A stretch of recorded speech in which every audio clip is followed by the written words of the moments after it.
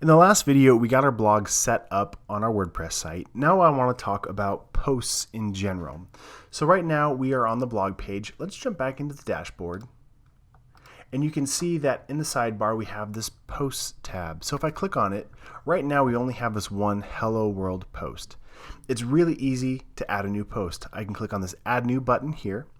I can click Add New on the sidebar. Or while I'm in the site, and I have this options bar across the top, I can click New Post here. So they're all going to get you to the same thing.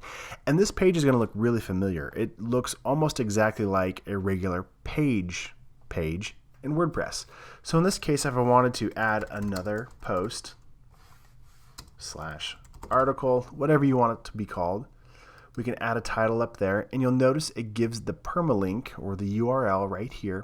And we talked about in the first video of this section where this helps with your search engine optimization. So this will be the actual link that goes up above in your search engine or in your URL in your browser window.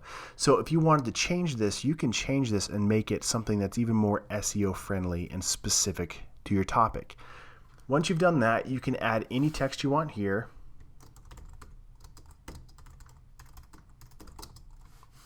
And maybe for the sake of this tutorial, we'll just copy some lorem ipsum in there. Lorem ipsum, for any of you potential non-designers, is just filler text. So we'll drop that in there.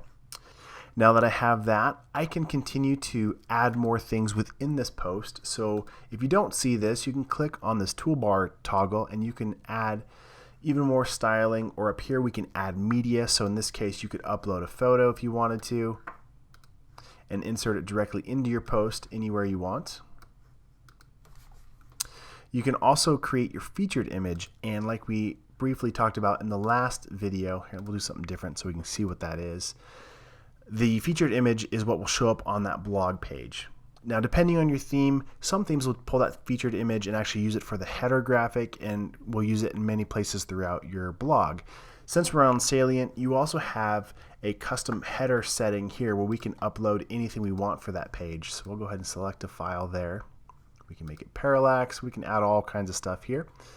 And I'm going to go ahead and publish this. Now, actually, before I do that, one thing I do want to mention, you can save a draft and come back to it later.